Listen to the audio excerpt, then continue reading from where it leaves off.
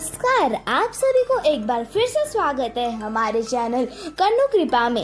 आज सुनेंगे हम लोग वरुठनी एकादशी की व्रत कथा। इस एकादशी को सबसे शुभ और फलदायी माना जाता है मान्यता के अनुसार वरुठनी एकादशी व्रत करने से व्यक्ति के सारे पाप नष्ट हो जाते हैं और उसे सौभाग्य की प्राप्ति होती है। हिंदू धर्म के शास्त्रों के अनुसार जो व्यक्ति वरुठनी एकादशी का व्रत पूरे मन से और श्रद्धा से करता है उसे वैकुंठ लोक प्राप्ति होती है और पूरे विधि विधान से वरुठनी एकादशी करने वाले व्यक्ति के सारे पाप नष्ट हो जाते हैं। आइए सुनते हैं वरुठनी एकादशी की व्रत कथा। प्राचीन काल में माँ धाता नामक का एक राजा नर्मदा नदी के तट पर राज करता था। वह अत्यंत दानी और तपस्वी राजा था। हमेशा धार्मिक कार्य और पूजा पाठ में लीन रहता था। एक बार जब राजा वन में तपस्या करने गया तभी ना जाने किस ओर से जंगली भालू आया और राजा के पैर को चबाने लगा।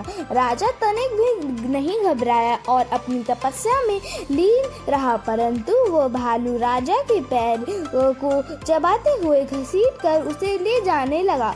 तब राजा ने तपस्या धर्म का पालन करते हुए बिना क्रोध करते हुए अपनी रक्षा के लिए भगवान विष्णु की प्रार्थना की। राजा की प्रार्थना सुनकर भगवान विष्णु वहां प्रकट हो गए और उनके चक्र से उन्होंने भालू का वध कर दिया और राजा को बचा लिया। राजा के पैर को भालू पहले ही खा चुका था। जब राजा ने अपने पैर की हालत देखी तो उसे अत्यंत पीड़ा हुई। वो अपने पैर की हालत देखकर बहुत दुखी हुआ। अपने दुख भक्तों देखकर भगवान विष्णु ने कहा, हे वत्स, तुम शोक न करो, तुम मथुरा जाओ और वरुठनी एकादशी का व्रत रखकर मेरे वराह अवतार की मूर्ति को पूजा करो।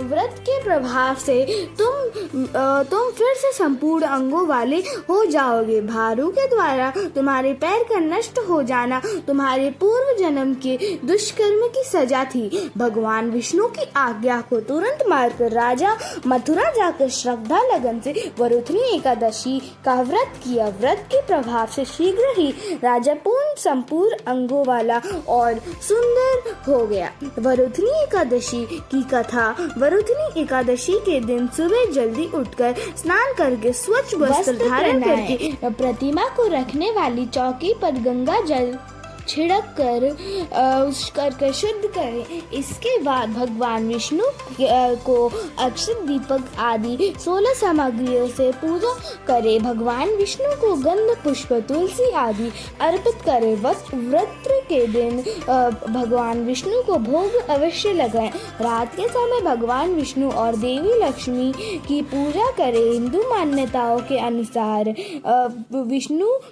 भगवान विष्णु पीपल के पेड़ में वास करते हैं, इसलिए वरुठनी एकादशी के दिन पीपल के पेड़ पर जल चढ़ाना बहुत शुभ माना जाता है। वरुठनी एकादशी के दिन भगवान विष्णु को पीले फल, पीले रंग की मिठाई का भोग लगाना भी बहुत शुभ होता है।